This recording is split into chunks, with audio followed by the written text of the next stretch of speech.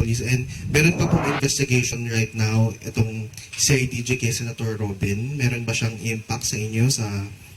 May chain effect ba siya sa senators? Yesterday, we decided, and according to the presiding officer, 16 is 16. Mabawasan man yan, sabihin naman yan, maski na 12 na lang kami or 9, it doesn't matter, it's 16. So kung hindi kami umabot ng 16, hindi umabot ng 16 to convict, then wala tayong magagawa.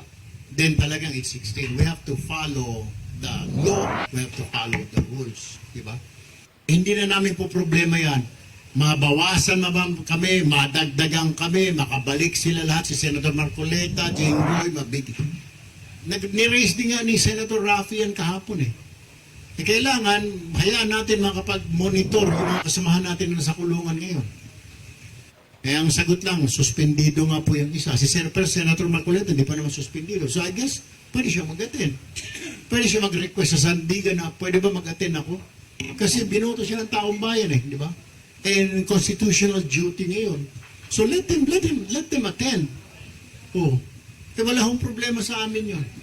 I mean, ang malino pa, kahit na mabawasan pa kami, kahit na 10 na lang ho kami, eh wala nang magagawa. Eh sanabi po ng batas, 16 is 16.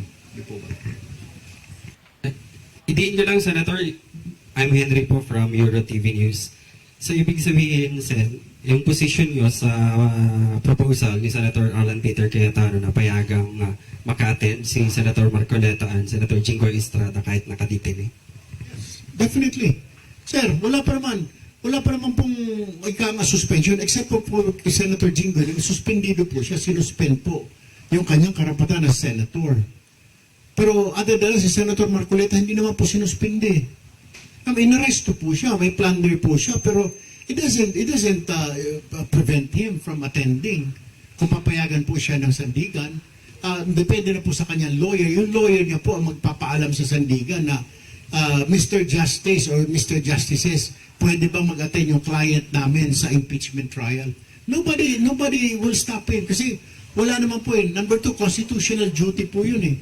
Hanggat di pa, I believe, to my understanding, hanggang di po sinususpende yung isang senador, pwede po siya mag-attend, di po ba? Kaya nga po na mag-attend po ng hearing, yun din po yung sinasabi ni Senator Raffy, and pareho po kami ng stand, and majority of us, sige mag-attend sila, kasi hindi pa naman, except po kay Senator Jinggoy, 90 days po, so 90 days, hindi po siya maka-attend. Pero Senator Marcoleta, wala pa naman po siyang suspension, bakit hindi siya pwede mag-attend, di po ba? So, yun po yung, kahit si Senator Bato de la Rosa, kung gusto niya mag-attend, siya mag-attend po siya. Kasi nga po, sabi po doon, all members, di po ba, 60, 2/3 of all members, they're still members, di po ba, ng Senate.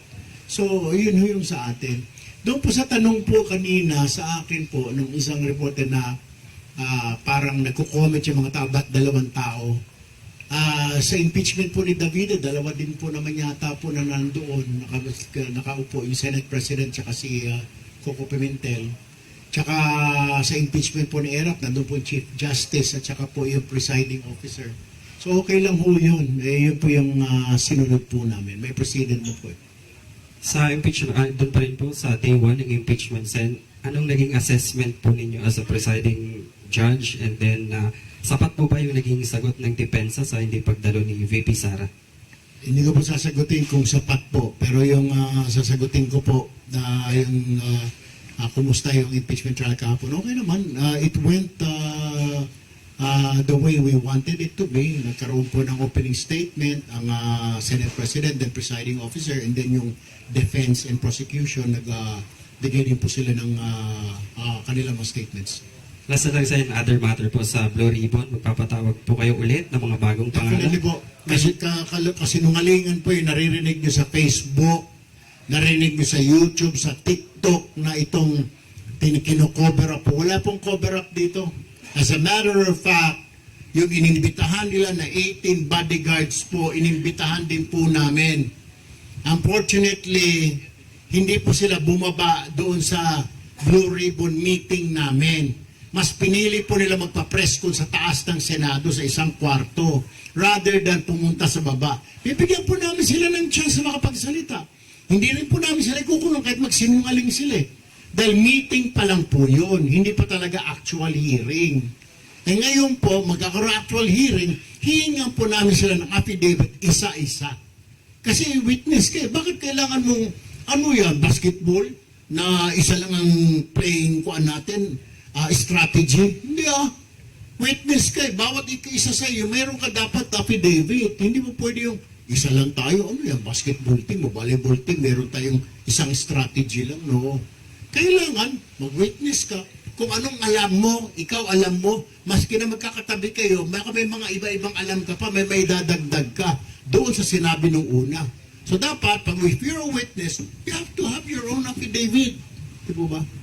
So they will be called again? Opo. Ngayon ko sa nung nagmula na kino-cover up na impeachment. No, tutuloy po yan.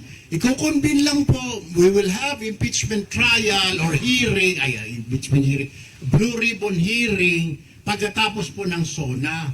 Kasi po, kailangan i-formalize yung membership ng Blue Ribbon. Kailangan ko po yung pangalan ng lahat ng mga minority. At doon po, bubuuin namin yung subcommittee. I-assign ko po yung subcommittee. Subcommittee chairman, ikaw ang maghahawak ng flood control.